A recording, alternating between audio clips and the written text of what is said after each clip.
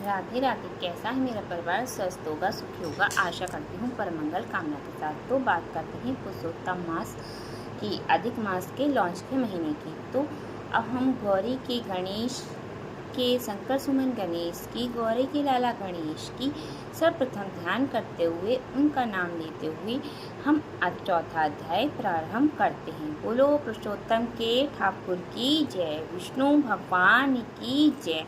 चौथा अध्याय, अधिक मास का भगवान की शरण में जाना। श्री नारायण बोले, हे नारद जी, मैं लोकहित के निमित्त भगवान हरि से अधिक मास ने जो कहा सो कहता हूँ, तुम सावधान होकर सुनो। अधिक मास बोला, हे नाथ कृपा निधे हे हरे, मैं मलमास बलवानों में तिरस्कृत होकर यहाँ आया हूँ, फिर आप मेरी रक्षा क्यों नहीं करते? मुझे उन लोगों ने शुभ कर्म से वर्जित, अनाथ और हमेशा घृणा से देखा है। अब आपकी ही ये दयालुता कही गई है, कठोरता कैसे हुई है? भगवान जैसे आपने अग्निरूप दुष्ट कंस से जलती हुई देवकी की रक्षा की, वैसे ही मुझे शरणागत की रक्षा क्यों नहीं करते? दीन बत्सल जैसे दुशासन के दुख से द्रौपदी की रक्षा की, वैसे ही मेरी रक्षा क्यों नहीं करते?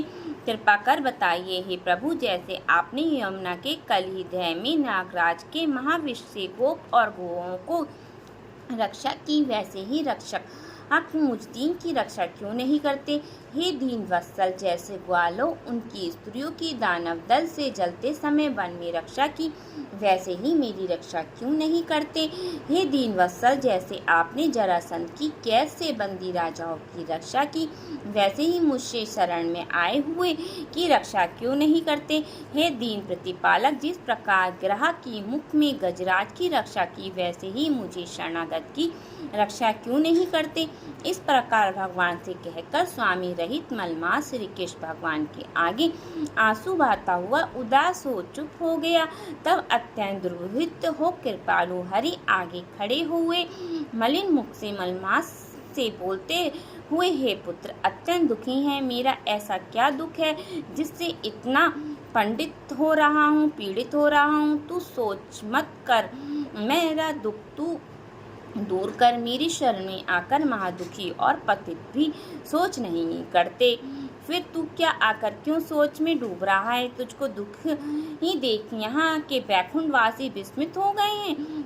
तू क्यों मरने की इच्छा करता है? सो क्या? नारायण बोले, भगवान के ऐसे प्रिय वचन सुनकर मलमास जैसे सिर से बोझ उतर गया, कोई लंबी लंबी श्वास लेता है। इस प्रकार श्वास लेकर मधुसूदन भगवान से बोला, हे प्रभु, आप घट घट के वासी हैं, सब जानते हैं और आकाश की भांति संसार में व्याप्त हैं। आप चराचर पति पत विष्णु हैं, सबके साक्षी विष्ट हैं। आप निरंजन निराकार रूप में सब प्राणियों की व्यवस्था में स्थित रहते हैं। अतः ही जगन्नाथ, आपके बिना कुछ भी नहीं है। मुझ आभागे की पीड़ा को क्या आप नहीं जानते? तो भी हे ना, दुख रूपी बंधन में बंधा हुआ जैसे कष्ट किसी को भी नहीं हुआ हो, न सुना और न देखा, तो आपसे कहता हूँ, क्षण लम्ब मुहूर्त पक्ष मास और दिन रात्रि आदि अपने स्वामी की आज्ञा से सदा अभय हो आनंद करते हैं, किंतु मेरा न कोई नाम है, न कोई स्वामी है और न कोई आश्रय स्थल है। ये इसलिए इन सब अधिपतियों ने मेरा बहिष्कार कर दिया है कि वह मलमास शुभ कर्म में निषेध है, अन्यथा पतन का गर्गत गोरने वाला है। अतः मैं मरना चाहता हूँ, जीना नहीं चाहता। ऐसे जीने से तो मरना ही अच्छा है। नित्य जलता जा रहा हूँ, कैसे सुखपूर्वक हो सकता हूँ? अब इसके आगे ही महाराज कुछ कहने को बाकी नहीं है। आप दूसरों के दुखों को कदापि नहीं सह सकते। आप तो परोपकारी हैं नारायण, इसी कारण वेद पुराण में पुरुषोत्तम मास को प्रसिद्ध है। आप अपने धर्म को देखो, जो चाहो सो करो। आप महाप्रभु हो, मैं तुच्छ मनुष्य की भांति बाहर पर रह कहने योग्य नहीं हूँ। हे नारद, मैं मरूंगा। इस प्रकार कहता हुआ ये शांत हो गया और शीघ्र कुंभ के निकट धमाम से गिर पड़ा।